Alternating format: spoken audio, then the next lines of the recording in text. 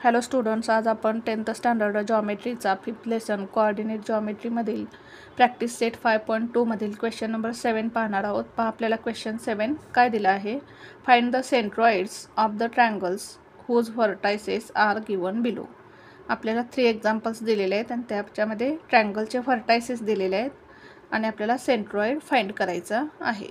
आता प्रथम आपण सेंट्रॉइड म्हणजे काय आणि सेंट्रॉइड फॉर्म्युला काय आहे हे आपण समजून घेऊ.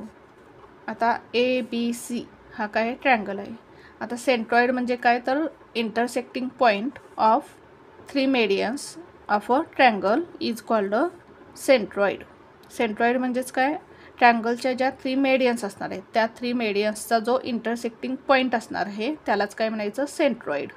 आता मेडियन म्हणजे काय, ट्रायंगलचा व्हर्टेक्स आणि त्याच्या अपोजिट साईडचा मिड पॉईंट यांना जोडणारी जी लाईन असणार आहे त्या लाईनला काय म्हणायचं, मेडियन. प्रथम आपण मेडियन्स काढून घेऊ.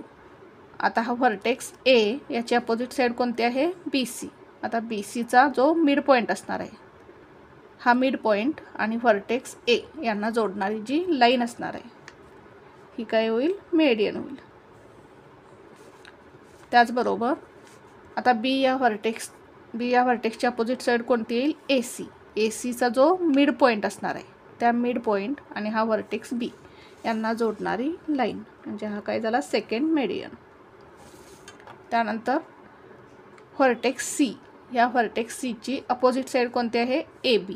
या ABचा जो मिड पॉईंट असणार आहे हा मिड पॉईंट आणि हा व्हर्टेक्स सी यांना जोडणारी ही जी लाईन आहे ही काय झाली, थर्ड मेडियन. अशा काय असणार आहे, ट्रायंगलला 3 मेडियन्स असणार आहेत आणि या 3 मेडियन्सचा हा जो इंटरसेक्टिंग पॉईंट असणार आहे या इंटरसेक्टिंग पॉईंटला काय म्हणायचं, सेंट्रॉइड. सेंट्रॉइड आणि सेंट्रॉइड हा G या लेटरनं इंडिकेट केला जातो. आता ट्रायंगलला किती व्हर्टेक्स असणार आहेत, 3 व्हर्टेक्स असणार आहेत. A या पॉईंटचे कोऑर्डिनेट्स x1 y1 असणार आहेत. B या पॉईंटचे कोऑर्डिनेट्स x2 y2 असणार आहेत आणि C या व्हर्टेक्सचे कोऑर्डिनेट्स x3 y3 असणार आहेत. आणि जो सेंट्रॉइड असणार आहे त्याचे कोऑर्डिनेट्स काय असणार आहेत, x, y. आता सेंट्रॉइडचे जे कोऑर्डिनेट्स आहेत x कोऑर्डिनेट आणि y कोऑर्डिनेट काढण्यासाठी फॉर्म्युला काय असणार आहे पहा.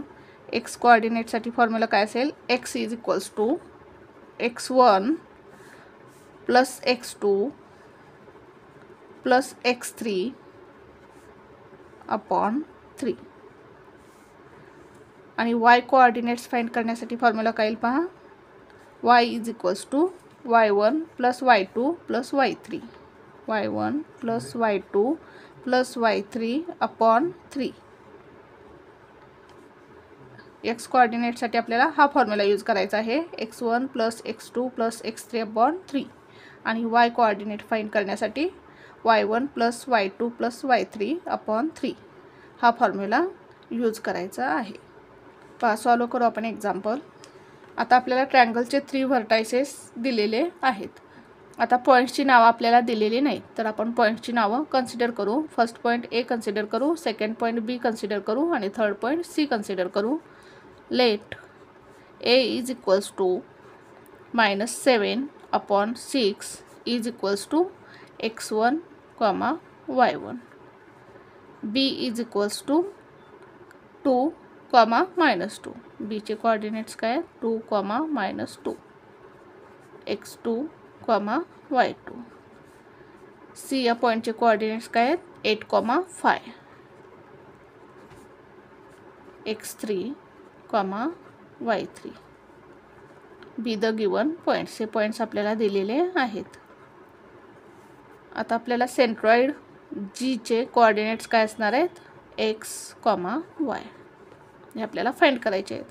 आता आपण सेंट्रॉइड फॉर्म्युला यूज करू. By centroid formula x is equals to x1 plus x2 plus x3 upon 3. तर x1 किती आहे पहा, -7 प्लस x2 किती आहे पहा, 2 प्लस x3 किती आहे पहा, 8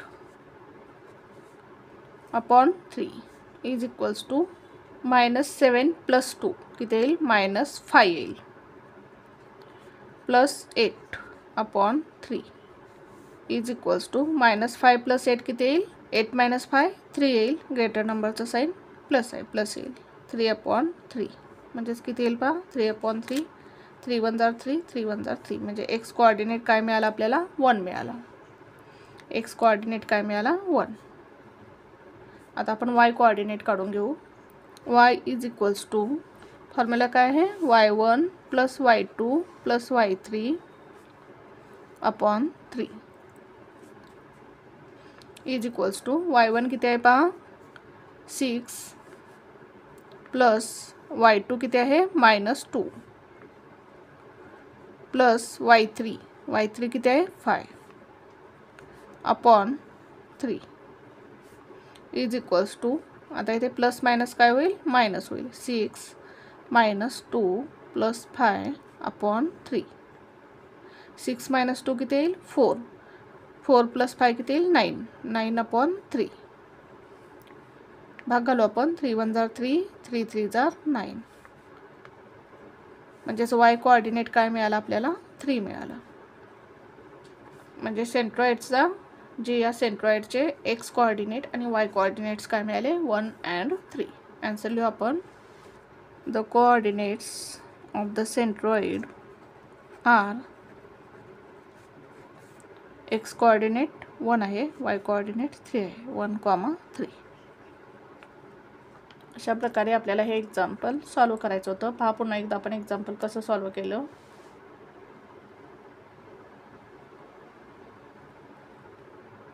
नेक्स्ट एक्झाम्पल पाहू आपण. आता आपल्याला ट्रँगलचे 3 व्हर्टायसेस दिलेले आहेत आणि आपल्याला सेंट्रॉइडचे कोऑर्डिनेट्स फाइंड करायचे आहेत. आपल्याला पॉईंटची नावे दिलेली नाहीत. आपण पॉईंटचं नाव A, B आणि C कन्सिडर करू. सॉल्व करू आपण example. Let A is equals to 3, -5 is equals to x1, y1.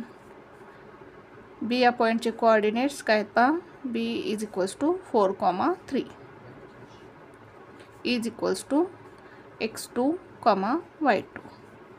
आणि C चे कोऑर्डिनेट्स काय आहेत पहा? C is equals to 11, -4 is equals to x3, y3. A चे कोऑर्डिनेट्स आपण x1, y1 कन्सिडर करू. B चे कोऑर्डिनेट्स x2, y2 कन्सिडर करू आणि C चे कोऑर्डिनेट्स x3, y3 कन्सिडर करू. आणि G म्हणजेच सेंट्रॉइडचे कोऑर्डिनेट्स x आणि y कन्सिडर करू. By centroid formula x is equals to, आता आपल्याला सेंट्रॉइडचे कोऑर्डिनेट्स फाइंड करायचे आहेत. मग आपण सेंट्रॉइडचा फॉर्म्युला यूज करू. x is equals to x1 + x2 + x3 upon 3 is equals to x1 किती आहे पहा? 3 प्लस x2 किती आहे पहा? 4 प्लस x3 किती आहे? 11 अपॉन 3 किती येईल पहा? 3 + 4 7, 7 + 11 18 अपॉन 3. भाग घालू आपण. 3 × 1 = 3, 3 × 6 = 18 इज इक्वल्स टू 6. म्हणजे x हा कोऑर्डिनेट काय मिळाला आपल्याला? 6. Therefore x is equals to 6. आता y या कोऑर्डिनेटची व्हॅल्यू आपण फाइंड करू. y is equals to y1 + y2 + y3 upon 3 is equals to y1 किती आहे पहा? y1 किती आहे? -5 प्लस y2 किती आहे? 3 प्लस y3 किती आहे? -4. -4 आपण ब्रॅकेटमध्ये लिहू upon 3 is equals to -5 plus 3 plus minus काय होईल ते? -4 upon 3 is equals to -5 plus 3 किती होईल? -2 -4 अपॉन 3 इज इक्वल्स टू -2 - 4 किती येईल? -6 येईल अपॉन 3. भाग घालू आपण. 3 × 1 = 3, 3 × 2 = 6. म्हणजेच y कोऑर्डिनेट काय मिळाला आपल्याला -2. म्हणजे सेंट्रॉइडचा x कोऑर्डिनेट आपल्याला 6 मिळाला आणि y कोऑर्डिनेट आपल्याला -2 मिळाला. आन्सर लिहू आपण. Therefore the coordinates of the centroid are, x coordinate काय आहे 6, y कोऑर्डिनेट काय आहे -2. अशा प्रकारे हे एक्झाम्पल सॉल्व करायचं होतं. पहा पुन्हा एकदा आपण एक्झाम्पल कसं सॉल्व केलं.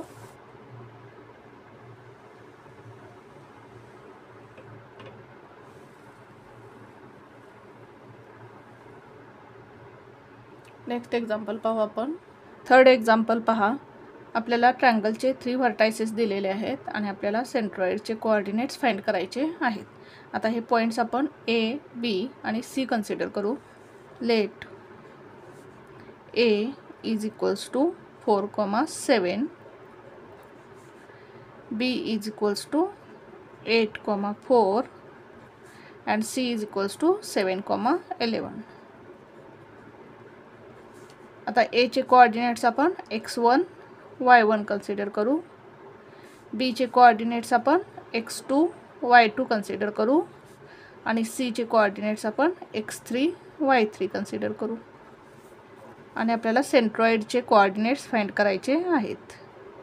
सेंट्रॉइडसाठी आपण G लेटर यूज करतो. G चे कोऑर्डिनेट्स आपण x अँड y कन्सिडर करू. आपल्याला x आणि y कोऑर्डिनेट्स फाइंड करायचे आहेत सेंट्रॉइडचे. बाय सेंट्रॉइड फॉर्म्युला x कोऑर्डिनेटसाठी काय आहे पहा formula. x is equals to x1 plus x2 plus x3 upon 3. x1 किती आहे पहा 4 प्लस x2 किती आहे 8 प्लस x3 किती आहे 7 अपॉन 3. 4 plus 8 12 plus 7 19 upon 3. म्हणजे x कोऑर्डिनेट आपल्याला किती मिळाला 19 अपॉन 3. आता आपण y कोऑर्डिनेट फाइंड करू. y is equals to y1 plus y2 plus y3 upon 3. y1 किती आहे पहा 7 प्लस y2 किती आहे पहा 4 प्लस y3 किती आहे पहा 11 upon 3 is equals to 7 plus 4 11 plus 11 22 upon 3. y coordinate काय मिळाला आपल्याला 22 अपॉन 3. म्हणजे सेंट्रॉइडचे x कोऑर्डिनेट आणि y कोऑर्डिनेट काय मिळाले 19 अपॉन 3 अँड 22 अपॉन 3. आन्सर लिहू आपण. Therefore the coordinates of the centroid are, x coordinate काय आहे 19 अपॉन 3, y कोऑर्डिनेट काय आहे 22 अपॉन 3.